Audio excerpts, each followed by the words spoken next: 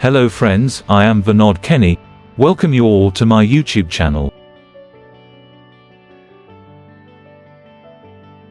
In today's video is about dead TV in Sony model number KD55X8500B. In this TV, two processor are used and two separate eMMC IC for data communication of each processor. This is the main processor and is used for complete control of this TV.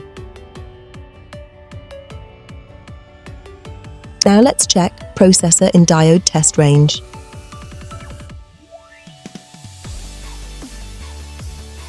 We got the fault in one of the processor and is short by 0.010 volt.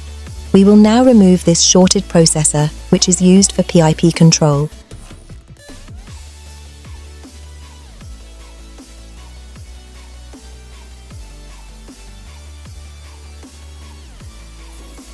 Now to check the main processor, we have removed eMMC IC related to main processor.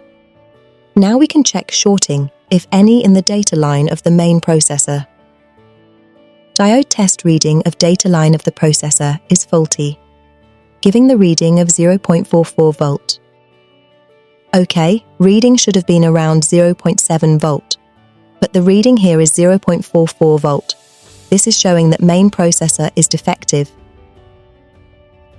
Only way for the recovery of this TV is to replace the main processor. In this TV, both the processor were defective. But the problem here in replacing the processor is new processor will not give the solution. TV will go into 3-time blink. Only way left for the recovery of this TV is to replace the main board. Subscribe my channel to get latest update on TV repair.